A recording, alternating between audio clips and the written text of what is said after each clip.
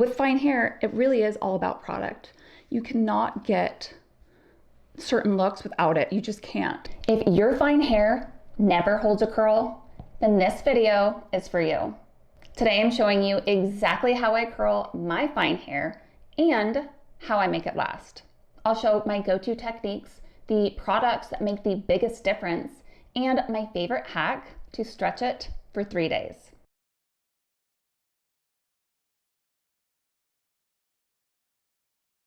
Step 1, the prep products. Prep products are literally the most important step in the curl process. They give fine hair the grip that it needs to hold the curl much longer. Now, to simplify our prep process, I only used 2 products. If you watch any of my videos, I always stress the importance of using a heat protectant. In my opinion, it is a non-negotiable if you're going to be using heat. Today I used the Oribe. This is the Bright Blonde Essential Priming Serum, and it does have a little bit of a purple hue for my blonde hair.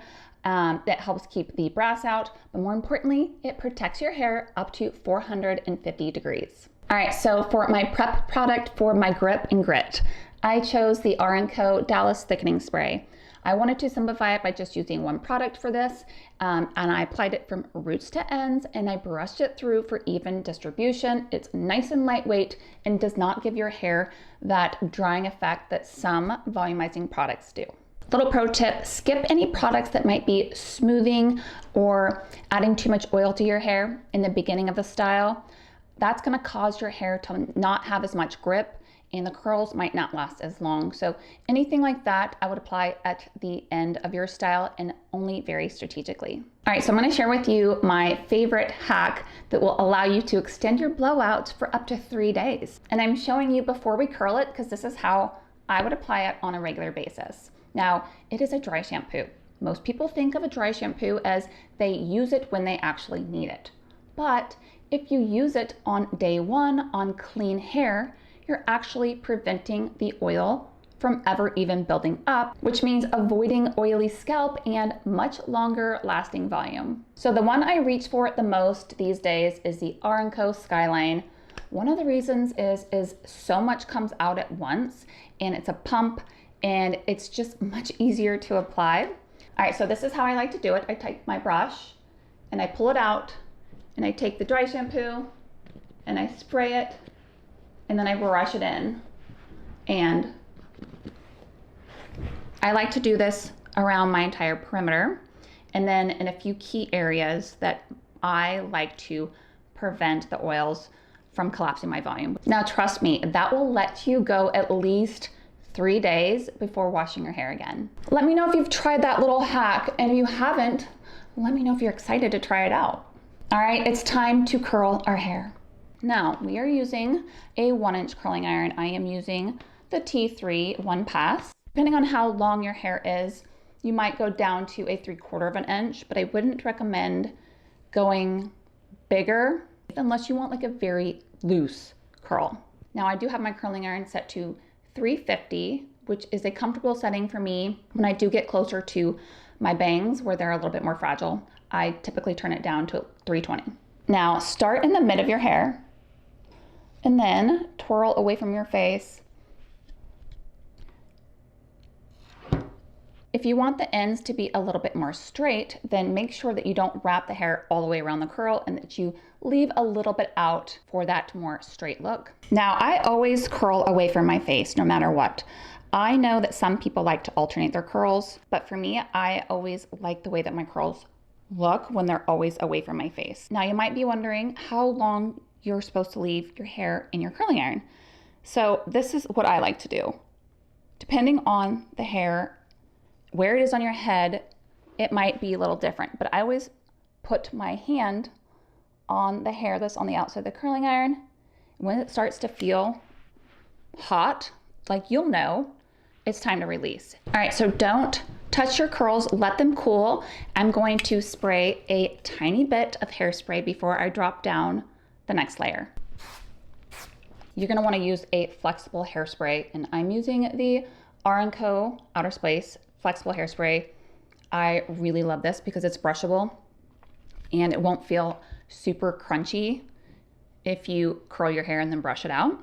and it adds a little bit more density. Okay, so take down another layer. All right, so we have another comfortable layer, and do not judge me for this. That's what happens when you try to do your own hair at home. I'm a professional and I'm actually really good even at doing my own hair, but sometimes just leave it to somebody else. I also like to keep the hair kind of down instead of winging it out, because this will give you, sometimes your hair will slip out. This will give you more of a curl that's like this versus winging out. Wait till it's hot.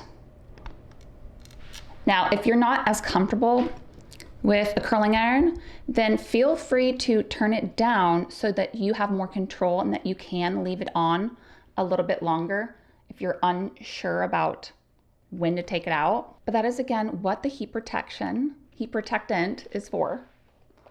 Always have clean sections. Make sure that you have a brush on hand and brush it through before curling.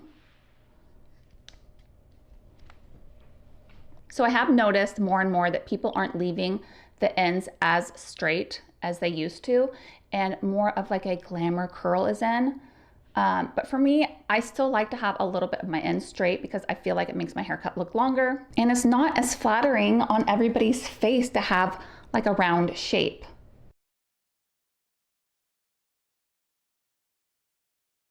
Now we're gonna spray our row with hairspray.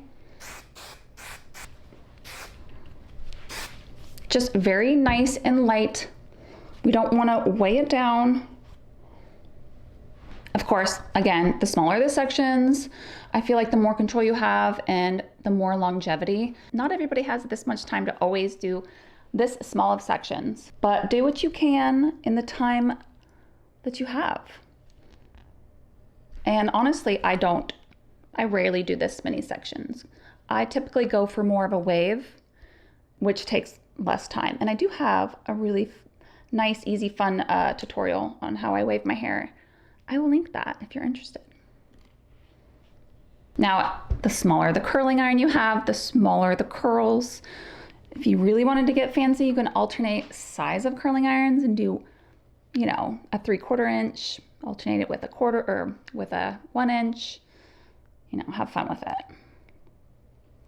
That would give it a little bit more of a natural curled look. It doesn't always take this much time. And the more you do it, the faster you'll get. Okay, we're spraying a row. All right, so now we are at the top. Take the curling iron, put it in the midsection of the hair, go away from your face, and then release a little bit, go down, release, go down, twirl it. Now, this is gonna give this curl just a little bit more length and not be as bouncy like that. And I did purposely leave out the end on that. Probably once you get to the end, you kind of want to just take bigger and bigger sections, but we're going to continue with our smaller sections, again, for longevity.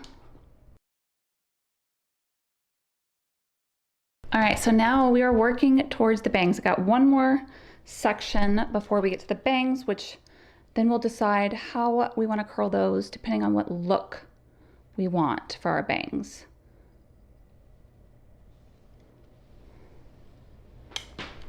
Kind of look like Shirley Temple right now. So now the bangs. We can make the bangs be just like a wave back because they're in this like in between length. They're not quite like part of the hair. They're not quite a bang.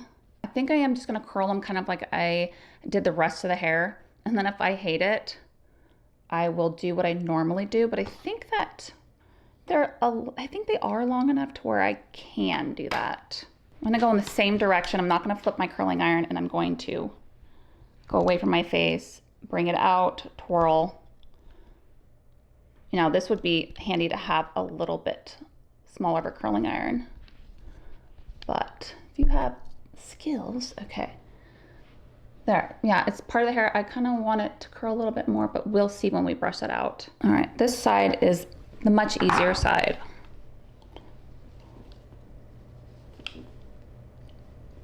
I opted out of not turning my curling iron down. I thought I was going to, but because I've been using it nonstop, it had lowered its temperature on its own. I'm gonna go ahead and give my hair a little bit of a spray again before my texture spray, just so I have all my hair kind of set.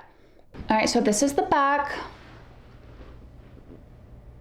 Now for the finishing products and fluffing this is also another very important step for longevity. Next, we're gonna use the balloon. This is by R&Co. This is a dry volume spray, but it also does have some sort of like setting properties, and it allows the curl to last even longer, in my opinion. I always lift up my hair and spray, lift and spray, lift and spray. Now, this is where you can choose to pick it out with your fingers, your brush, or whatever. I'm gonna start off with picking it out with my fingers so you can see what that looks like. And then probably for me, I will use a brush to get like a curl smooth wave. So I'll give you the options. Now, if you have a pick like this, you can kind of just use it as like your fingers-ish, kind of like picking it through without disturbing them too much. And there is another product that I absolutely think is like a game changer with fine hair, so it keeps your hair from separating. But I kind of like to half style my hair first. Now that is kind of what this looks like if you wanted to keep your curls like super curled. You can use like a paste to keep them a little bit more like formed. But that's not really my look or my vibe. So I'm probably gonna brush them out a little bit. But first, a game changer for me, it's non-negotiable. A lady commented in one of my videos saying that her bangs always separate. And this is one of the things that I use to keep my very fine hair from separating. This is by Orbe. This is called Swept Up, but there are 1,000 different texturizing or volumizing powders out there on the market. This just happens to be my favorite. Now, this is what I like to do. Spray it like it comes out in the pump. And when it's a newer one, it comes out a lot more. So just know that. And what I like to do is I like to rub it into my scalp. And then in my bang area, I like to make sure that it's actually going through my bangs, like through the ends. Sometimes I will take it, lift it up, and spray a little bit more in my bangs. Now, with fine hair, it really is all about product. You cannot get certain looks without it. You just can't. It'll end up looking like a wet, limp noodle.